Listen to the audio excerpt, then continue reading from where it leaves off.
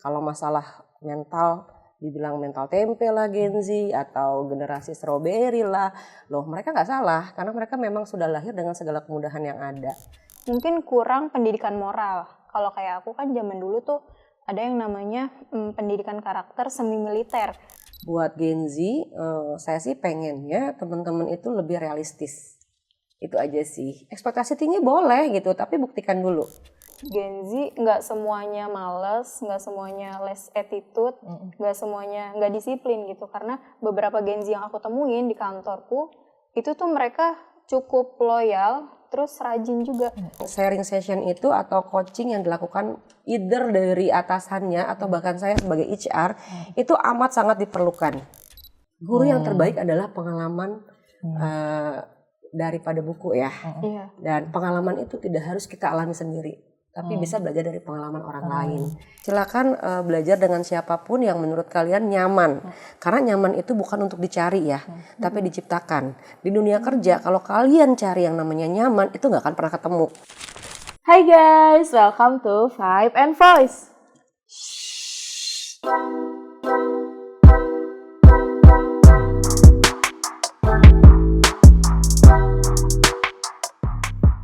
Bareng gue Puja dan hari ini kita kedatangan salah satu HR di media online yaitu Mbak Dede dan juga Kak Reski sebagai karyawan yang berdampingan bekerja dengan Gen Z nih.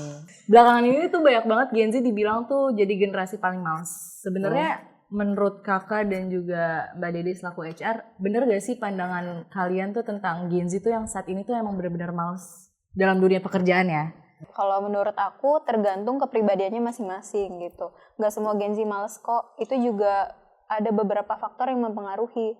Tapi kalau yang aku sorotin itu sebenarnya karakter Gen Z terbentuk dari pendidikan kita di masa lalu. Kayak 15 tahun lalu itu SD, SMP gitu kan. Mungkin kurang pendidikan moral. Kalau kayak aku kan zaman dulu tuh ada yang namanya pendidikan karakter semi militer. Jadi kita dibawa ke Halim Perdana Kusuma, kita dilatih sama TNI untuk disiplin, gotong royong gitu. Jadi menurut aku nggak semua Gen Z kayak gitu sih. Sepakat sih sebenarnya, kalau dibilang background dari personality itu sendiri, ditambah lagi mungkin background keluarga juga, terus kemudian lingkungan sama pendidikan.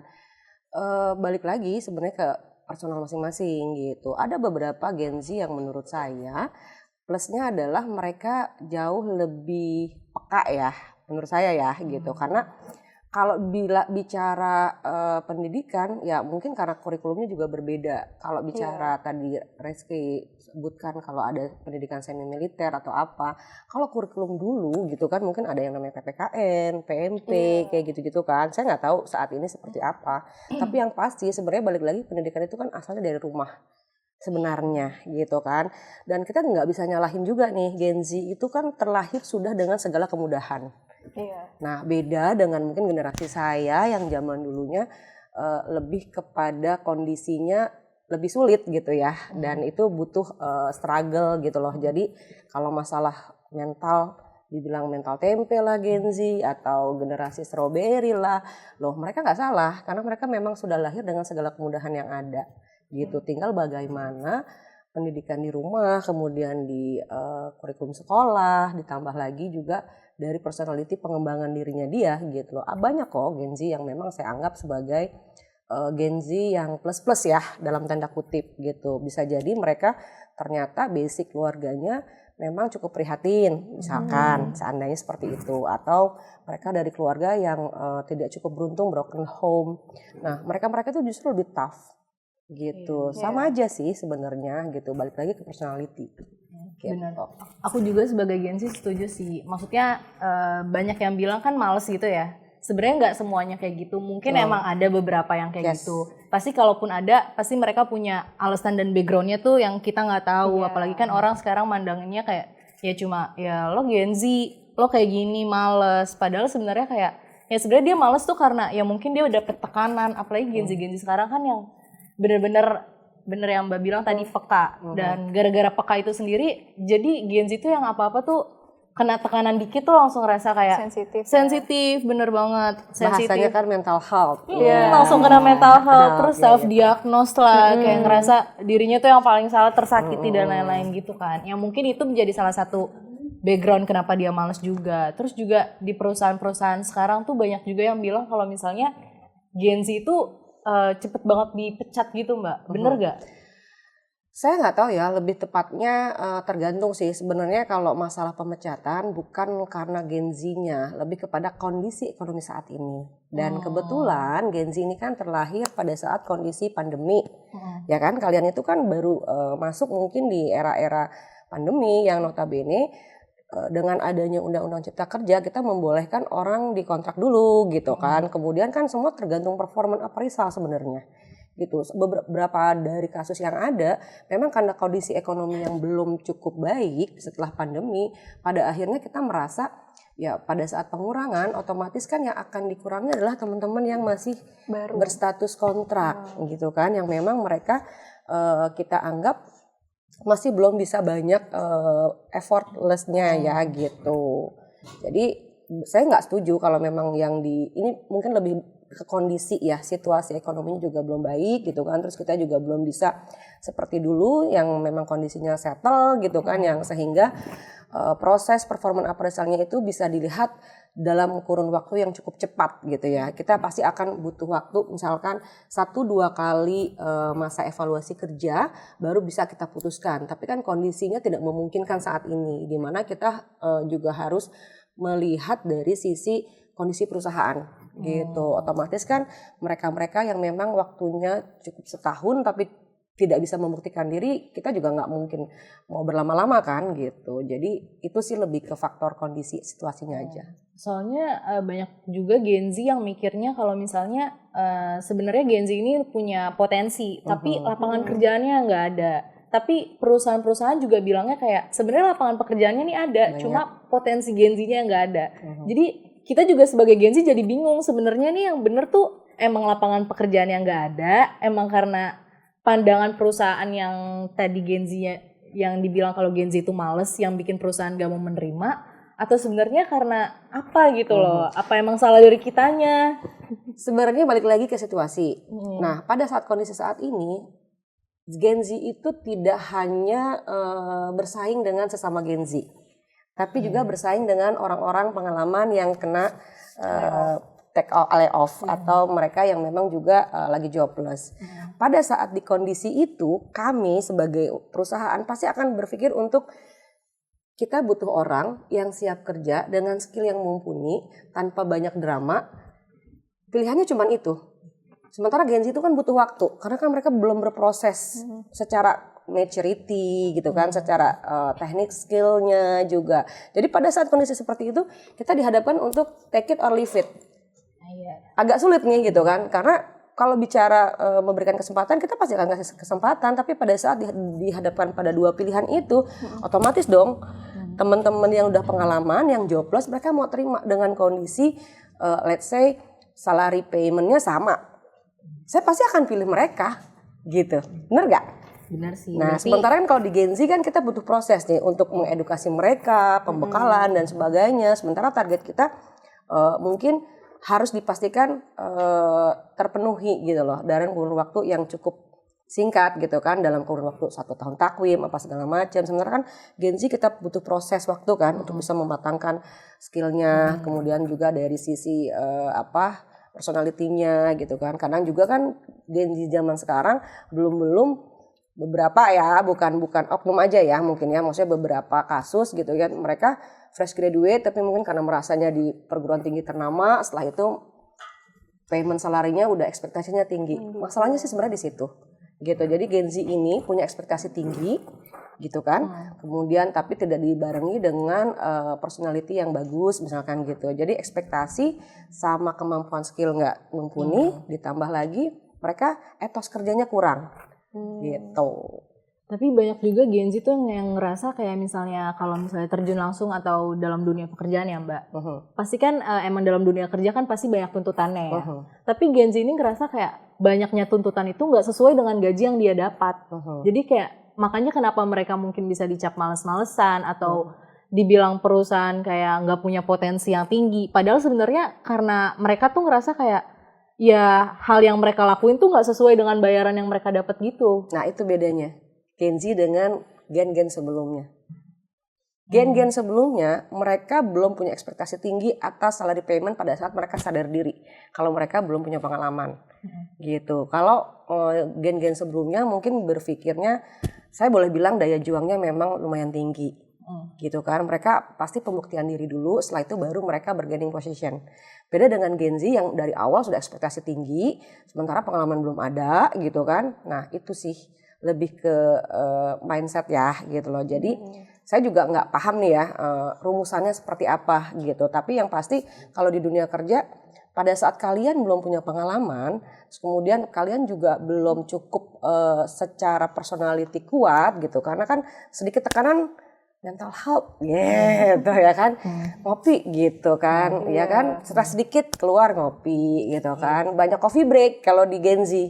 Kalau generasi sebelum-sebelumnya kan nggak seperti itu, lebih ke daya juangnya juga bagus gitu kan. Terus kemudian ya bisa dibilang mungkin karena kondisi seperti yang saya dari awal bilang gitu, kalau kondisinya di generasi X atau mungkin generasi milenial, mereka kan lebih tough ya gitu loh, lebih struggle juga, daya juangnya juga lumayan mumpuni gitu. Jadi saya nggak tahu siapa yang harus disalahkan, tapi masalahnya culture lah ya yang membentuk kalian di generasi ini dengan segala kemudahan, dengan segala kondisi yang memang dimudahkan, itu membuat karakter secara tidak langsung gitu loh. Dan itu nggak cuma 1-2 orang gitu kan, tapi hampir keseluruhan. Kalau dulu kan kami kenapa bisa struggle seperti itu, nggak ada tuh namanya Gojek, tinggal ketik kayak gitu kan, sekolah jauh jalan kaki gitu. Itu kan terbentuk secara tidak langsung gitu loh kan. Ya kalau bisa disalahkan kondisi, situasinya memang membentuk seperti itu gitu. Jadi culture-nya beda nih gitu. Sama juga seperti teman-teman dari universitas negeri atau universitas tertentu biasanya berbeda karakternya gitu. Mungkin menambahin sih, dari informasi yang terlalu luas juga bisa berpengaruh ya Mbak. Betul. Jadi kayak misalkan nih kita lulusan S1 hukum, kita harus dapat gaji sekian gitu. Dari situ mungkin stereotipnya, stereotipnya jadi berekspektasi terlalu tinggi Gen Z. Masalahnya sih di situ sebenarnya, ekspektasi tinggi.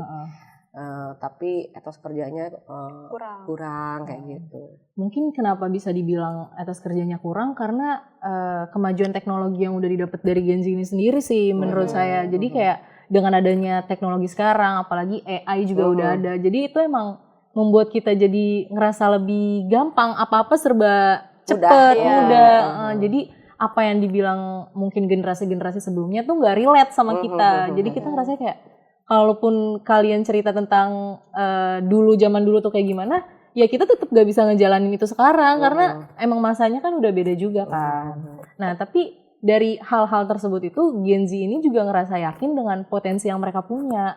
Jadi kayak sebenarnya mereka punya potensi itu mungkin karena ya balik lagi mungkin dari salary yang tadi. Jadi dia ngerasa kayak nggak sesuai lah dengan budget yang dia dapat ya, terus sama hal yang harus dia lakuin, jadi ngerasa dia males mungkin yang dibilangnya. Padahal sebenarnya mereka punya potensi yang kuat, tapi karena mungkin gak didukung dari perusahaan tersebut, jadi ngerasanya kayak ya udahlah, gue di sini kerja cuma kayak gini doang, dibayarnya juga sedikit, jadi males. Padahal sebenarnya mungkin kalau misalnya emang dia lebih salary-nya mungkin lebih pas, dia ngerasa pas, mungkin dia akan juga lebih semangat gitu lah untuk ngejalanin pekerjaannya kan. Balik lagi sih, kalau personal assessment itu harus hati-hati gitu kan. Bisa jadi kalian menilai diri sendiri sudah di grade A. Tapi dari sisi perusahaan dibandingkan dengan peer level, kita bilangnya peer level ya. Peer level dalam artian teman-teman seangkatan atau teman-teman yang memang in relate pekerjaannya dengan kalian, apakah kalian asesmen personal itu sudah benar gitu. Karena kan bisa jadi perbandingannya kalau di perusahaan itu performan gitu. Bisa jadi personal assessment kalian tidak salah gitu, tapi pada saat dibandingkan dengan peer level yang memang jauh lebih dari kalian, yang notabene mereka juga jauh lebih bagus secara produktivitinya gitu kan, itu akan jadi berbeda cerita kayak gitu. Jadi memang harus hati-hati, personal assessment itu harus juga didukung sama data konkret atas bener nggak sih kalau personal assessment gue itu sesuai dengan personal assessment dari atasan. Karena kan kita kan kalau performance appraisal itu kan selalu berjenjang kan. Nah habis itu ada konsolidasi tuh. Dilihat dari semua level yang memang tersedia atau ada gitu. Perbandingannya seperti itu. Pada saat kalian merasa personal assessment di grade A tapi dari atasan masih di grade B, setelah itu dibandingkan dengan departemen lain atau divisi lain, itu cara penilaian di dalam satu perusahaan. Jadi hati-hati gitu kan. Untuk hal seperti itu bisa jadi itu akan menjadi demotivasi diri sendiri sih. Mungkin bisa jadi dari ini juga kali ya.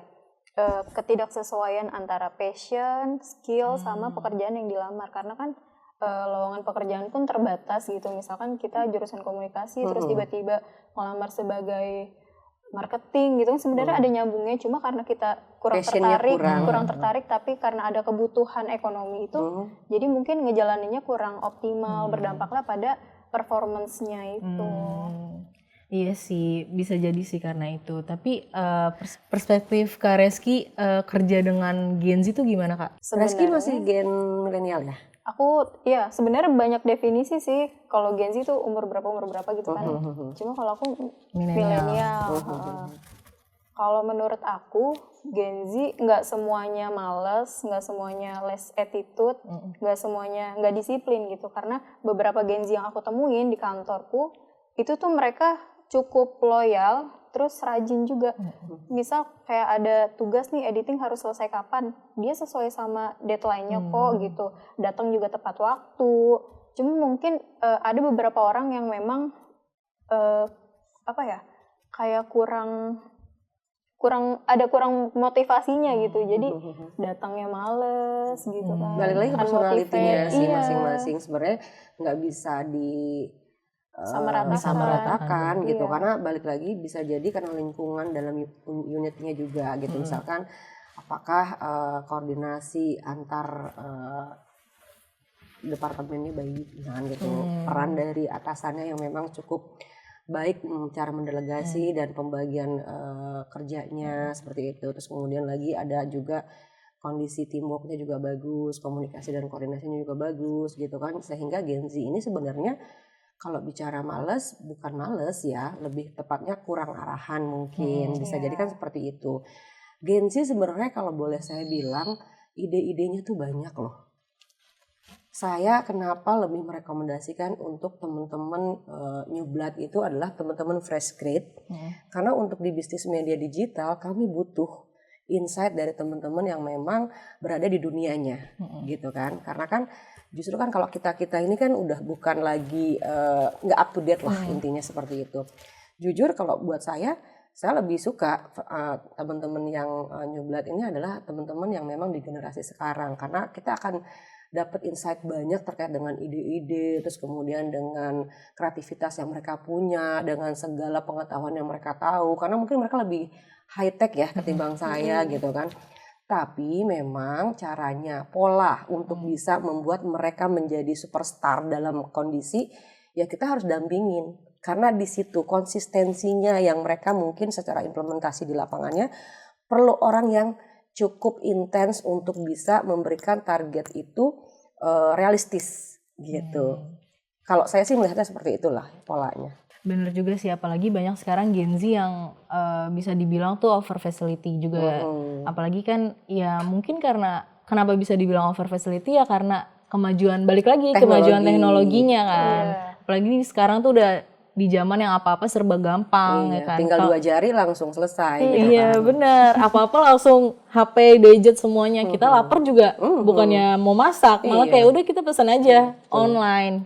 Kayak gitu kan sekarang. Sementara kan kalau di kita gitu ya saat ini mungkin bukan cuma karena kita di media atau di industri yang memang cukup fleksibel gitu, tapi memang tuntutan saat ini untuk seorang karyawan itu bukan lagi spesialis, tapi generalis. Jadi dituntut untuk semua serba bisa gitu loh kan, karena memang kondisinya seperti itu gitu loh. Jadi sudah tidak bisa lagi nih Gen Z cuma mengedepankan passion, kemudian lagi mengedepankan feel atau moody kayak gitu-gitu kan. Nah itu tuh yang memang di dunia kerja sepertinya harus mulai Dihilangkan difikirkan untuk bisa diminimize lah minimal gitu loh, karena kan bisa jadi itu akan mengganggu kondusivitas kerjanya juga gitu, seperti yang Reski sebutin. Kan juga nggak enak ya dalam satu tim gitu kan, tapi kerja bareng tapi ritmenya berbeda, nah itu akan jadi PR tersendiri juga tuh gitu. Iya bener sih, apalagi Gen Z sekarang kan emang bener-bener yang sensitif ya. Apalagi kalau misalnya udah dapet tekanan sedikit tuh langsung rasa mental health-nya terganggu. mental health-nya Makanya kan saya bilang terganggu. sebenarnya permasalahannya adalah peka. Nah balik lagi, apakah kepekaan itu menjadi positif atau negatif? Kadang kalau kita di dunia kerja itu meminimize kekurangan, tapi menjadi kelebihan itu lebih poin plus gitu. Nah mungkin Gen Z sekarang tuh belum ada pikirannya sejauh itu. Nah mungkin ini bisa jadi insight juga nih buat Gen Z semua, kalau misalnya ya kita juga di dunia pekerjaan tuh juga sambil belajar kan. Betul.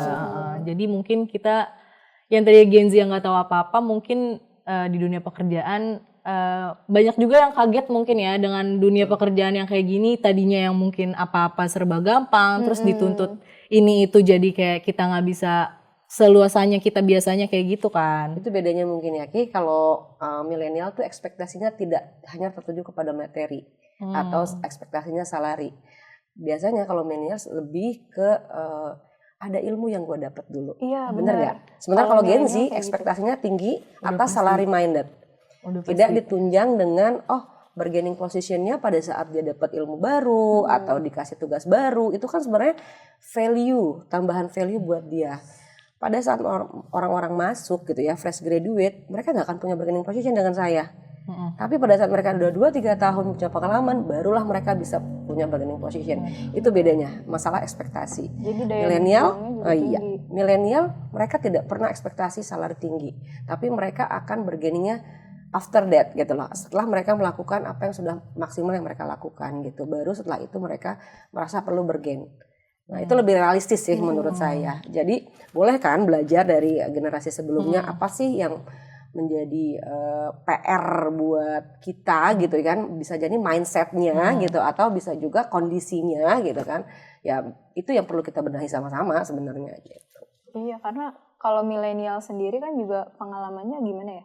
Kita masa peralihan kan sebenarnya, ada teknologi, terus sebelumnya juga kan nggak ada gitu. Kayak misalkan zaman dulu tuh sekolah mau belajar ya harus ke perpustakaan. Beda sama Gen Z yang bisa diakses Tinggal lewat googling handphone. gitu kan. Iya.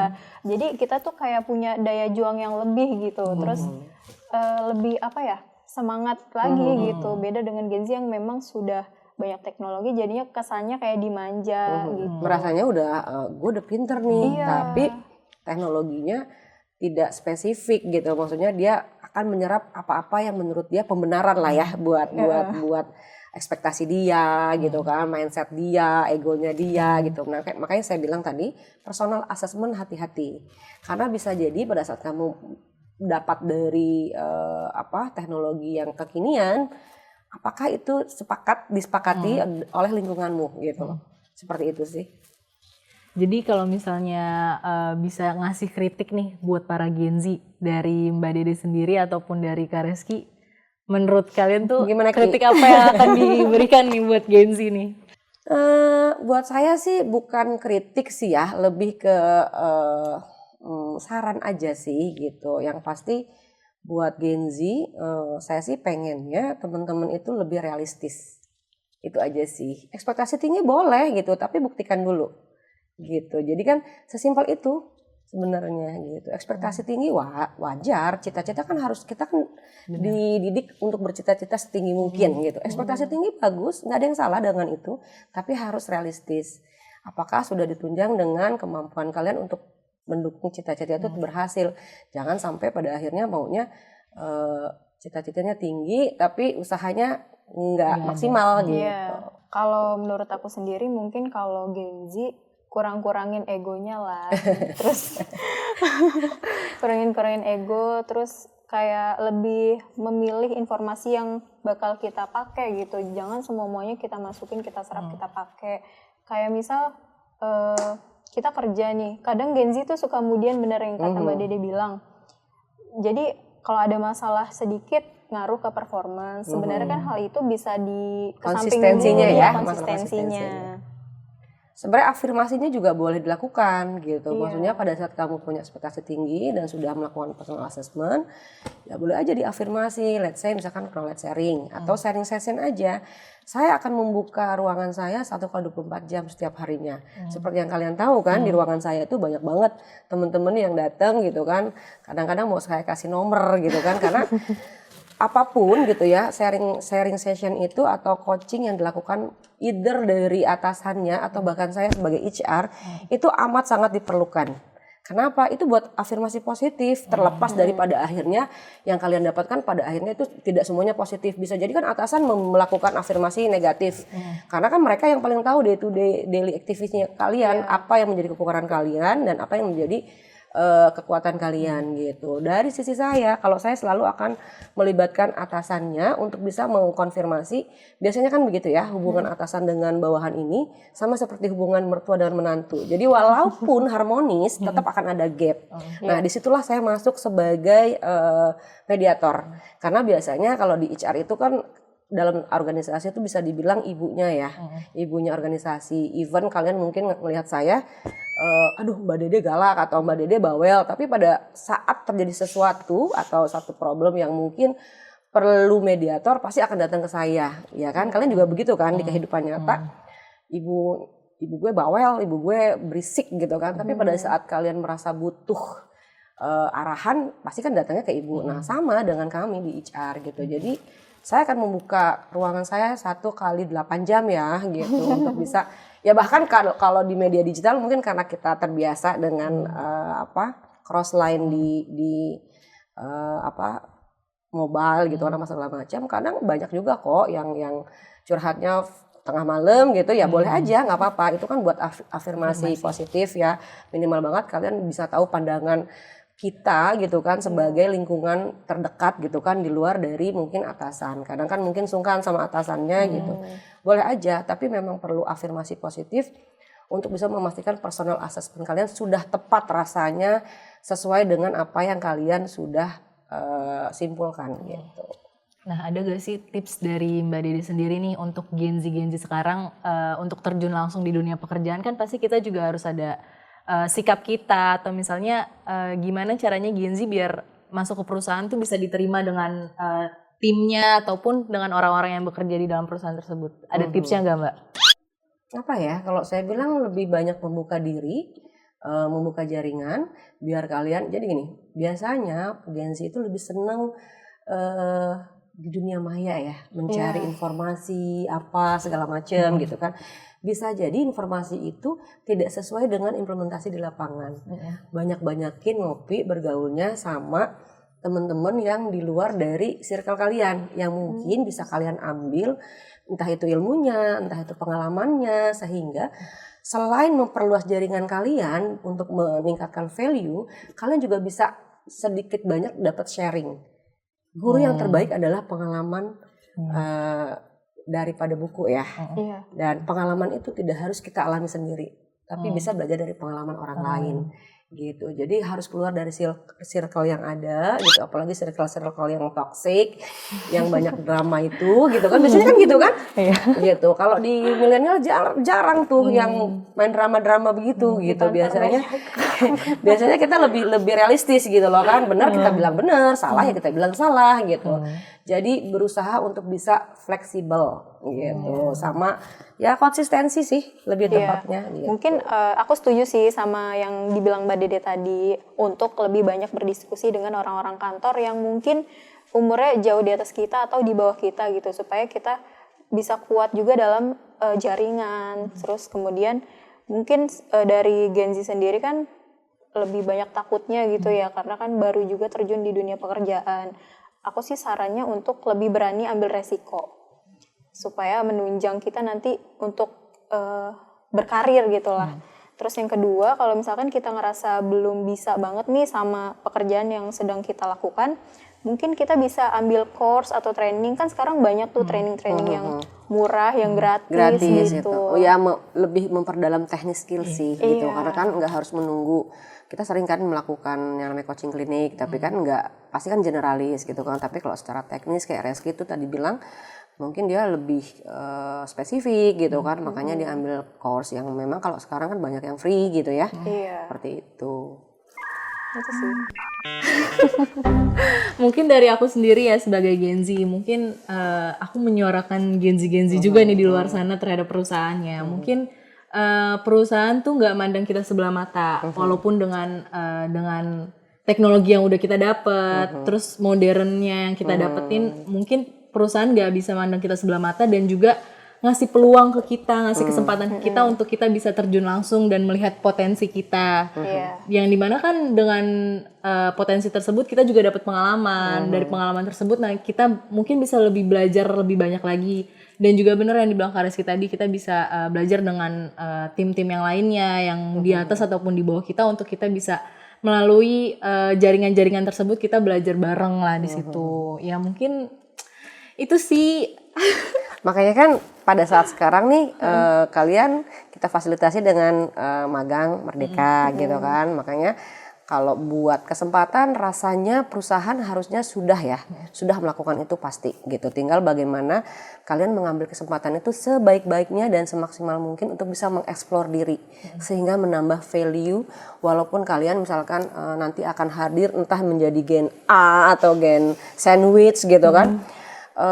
Kesempatan itu jangan pernah disia-siakan gitu. Makanya kan saya di awal teman-teman program magang Merdeka itu kan saya akan selalu bilang jangan pernah takut untuk berkomunikasi atau mencoba hal-hal baru gitu. Selama kalian bisa belajar, dan belajar tuh nggak harus dengan atasan atau mentornya gitu kan. Dengan mentor yang lain atau yang menurut kalian menarik buat menjadi value tambahan gitu kan, saya kan bilang silakan belajar dengan siapapun yang menurut kalian nyaman, karena nyaman itu bukan untuk dicari ya, tapi diciptakan. Di dunia kerja kalau kalian cari yang namanya nyaman itu nggak akan pernah ketemu, karena kerjanya pasti sama orang kan gitu. Dan menghadapi orang ini rada unik ya, tidak seperti Reski ketemu yang namanya PC terus program gitu kan. Ada target di situ kan, tapi kalau ketemu sama orang ini kan lebih ke skill ya, skill yang memang nggak bisa dibilang A menjadi B atau C gitu kan, bisa jadi setiap orang berbeda-beda karakteristiknya apa segala macam, dan itu kan unik ya gitu. Jadi kalau saya bilang kesempatan itu pasti akan diberikan, tinggal bagaimana teman-teman menggunakannya semaksimal yang kalian bisa gitu. Oke, makasih buat Mbak Dede udah bisa menyempatkan hari ini, dan juga Kak Reski udah bisa kita sharing-sharing tentang Gen Z dan juga seputar perusahaan. Dan buat kalian kalau misalnya ada ide-ide lain untuk kita ngebahas apa nextnya, boleh komen di bawah, dan jangan lupa untuk like, comment, and share video ini, dan follow IG kita di sini. Oke, bye guys. Five and Voice.